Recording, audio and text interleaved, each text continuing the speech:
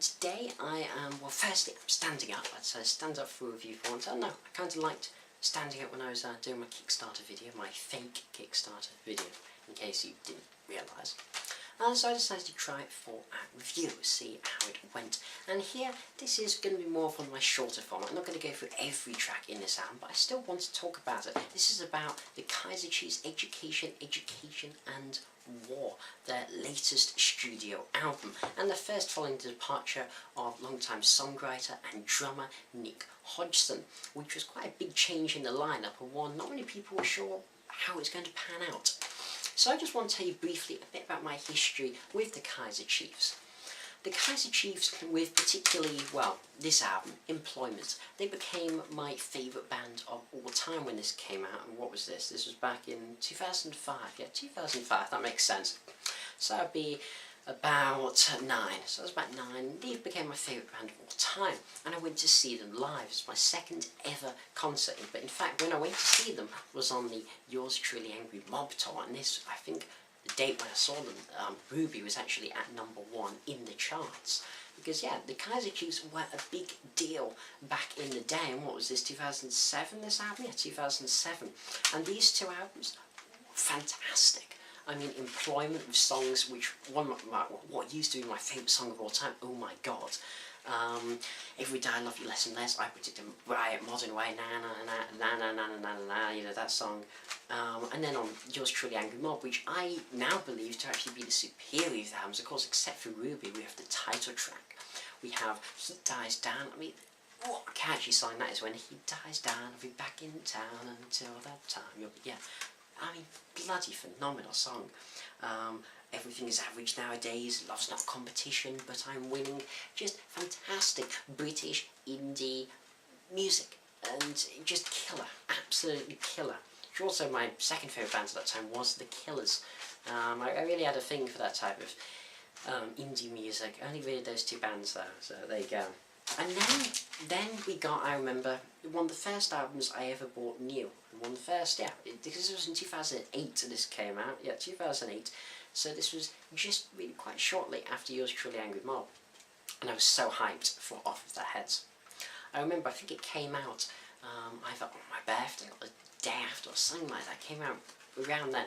And, you know, after my birthday, when I saved a tenner, really looking forward to it. I remember even looking at Woolworths. Yes, when Woolworths used to be a shop, looking for it, couldn't find it in there. And I ended up buying it, and when I listened to it, I was sorely disappointed.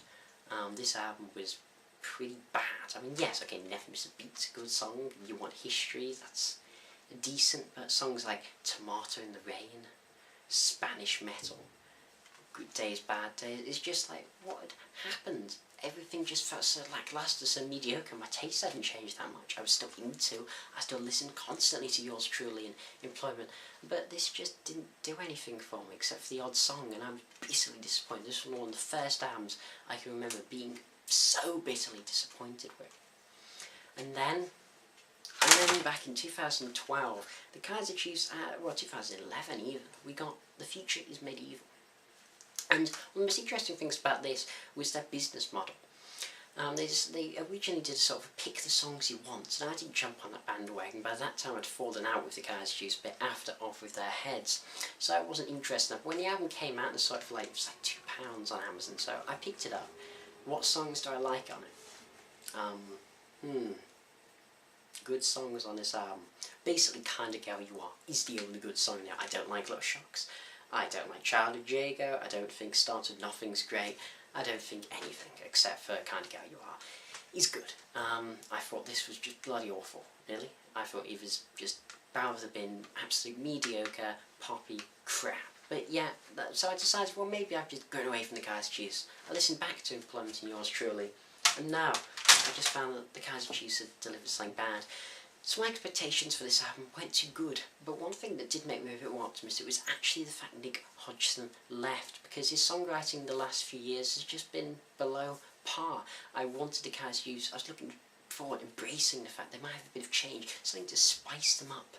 And here with Education War, where it's not as good and doesn't tower as high as the classics of Employment and Yours Truly Angry Mob, we have a strong album at long last from the Kaiser Chiefs, and I couldn't be happier. Now look, this is not going to be one of my albums of the year. There's far better albums already been released this year, but for what this is, I'm just so grateful that the Kaiser Chiefs don't suck completely.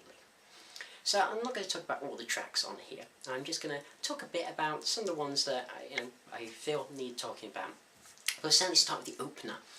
Now, Factory Gate. This is what I want from an opener from Kaiser Chiefs album. Not Little Sharks, not Spanish metal, and well, it isn't quite Ruby.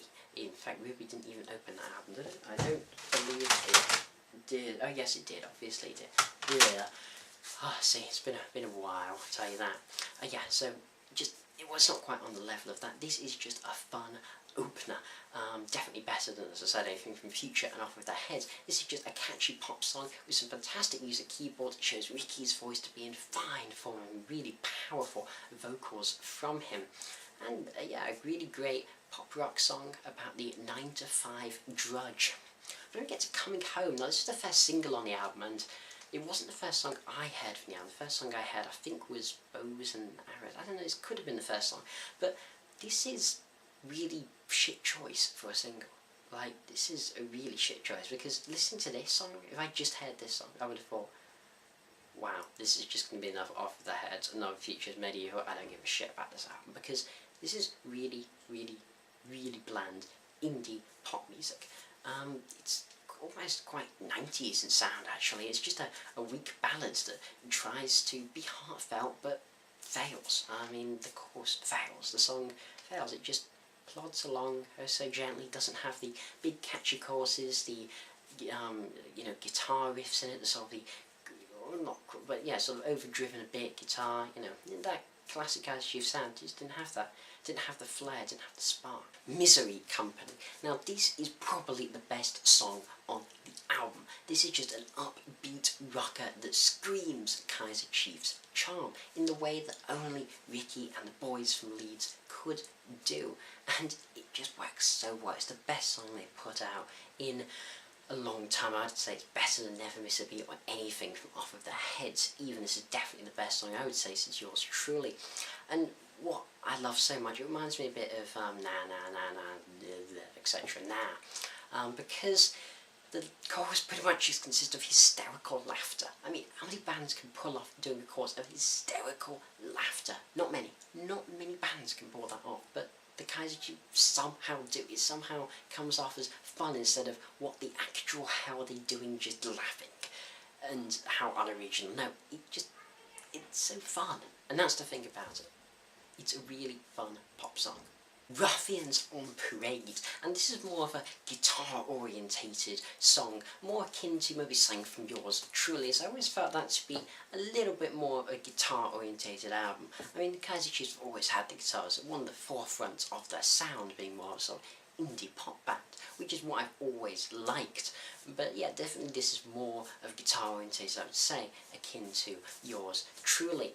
And this just leads to a big anthemic chorus, the way that the Kaiser Chiefs do just best. This is the song that just makes you want to sing along so well, with the middle eight particularly being very effective, leading up to the solo, which isn't much of a solo really, and there aren't really many solos on here. I mean, well, they've always had quite simplistic solos, like you look on Ruby, that has a very simplistic solo, but it's still memorable. That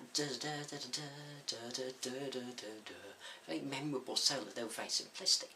And I feel this album really lacks that, and I think that's definitely one of the things that detracts from this album overall. Now, another example of just a mediocre, a very pop-orientated song is just something like My Life. I don't really like this song, to be honest. This is a fairly generic pop song with nothing really that original, interesting musically, instrumentally. The keyboard tone's quite nice, and the vocals by Ricky are great also. But this also worries me about maybe the direction they could be going in the future, because of course Ricky has been on the television program in the UK called The Voice. And if you don't know this, it's basically a bit like X Factor type thing, except the judges seem to turn their backs to people. I don't really understand it that much, but it has will.i.am on it. Yeah, will.i.am, who I think is probably one of the least talented musicians ever that I've heard, certainly in modern music. I mean, I can't think of someone less talented than him, except maybe that other guy in Wham. I mean, I don't like Wham, but the guy who wasn't George Michael was pretty untalented, or maybe Bez, but at least Bez was somewhat entertaining and could play some cool maracas, but will.i.am can do nothing. But still, we're talking about the Kaiser Chiefs here, and yes, I do worry that he's trying to go for that more sort of largest common denominator pop sound, really, and that does concern me. Even though the Kaiser Chiefs have always been a very commercial and successful band, they've always just had that bit more to them, and I do worry they're just going to completely sell themselves to standard pop conventions. But a song that helps to alleviate my fears is definitely Bows and Arrows, the second single from the album, and a far better choice than Coming Home. Why this wasn't the first single, I'm not quite sure. I mean, it has this really electronic, sort of distinct drum beat to it that just works so well. I mean, it really does. The use of it is very good. Considering I'm not a fan of electronic drum kits, I think just go for bloody acoustic ones. They are just the best ever. And it moves towards a typically Chiefs chorus. It's a very British pop song. And while it doesn't do anything surprising or unique, it just does the job very well, and just, again, akin to the Employment sound, the older style fun that this band used to present. And then we have Cannons. Well, this is a unique song. I have to applaud them for being unique, I suppose. Well, let's go back a bit to the start. What is this song? Well, it seems to be about, I'm going to guess, World War I, considering it's the 100th anniversary of the beginning of World War I, of course, and particularly with lyrics like "Coming Home for Christmas," I'll be home for Christmas, whatever. That very much seems to harken towards the mentality of, you know, the optimism before the horrors of World War I really set in. And this song is fairly standard Chiefs affair in general. I mean, it has a nice keyboard line and strong chorus, but what's special about this? Well, it's at about the 4-minute mark. Things get, well, actually, no, even before the 4-minute mark, things get a little bit weird. We have this pretty distinct guitar solo, which is nice, and then we start hearing almost Pink Floyd The Wall, like, you know, when you hear the voice of the judge or something like that. You hear that of sort of generals, and it's like, what's going on? And then, as I said, the 4-minute mark, you get a poem. A poem in a Kaiser Chiefs song. Now, this is read by British actor Bill Nye, not the American scientist Bill Nye, but the British actor, and it's interesting. It's about World War I. It strongly seems like it's about that, and it's nicely read. It uses some sound effects to illustrate and give effect to the dramatic reading, but I sort of feel that when hearing it once, I don't really need to hear it again. It's a part that I tended to skip over in subsequent listens of this album, except for the first, because it's okay, but I don't really want to hear a poem in a Kaiser Chiefs album. I respect the innovation there, dare say, of having a poem.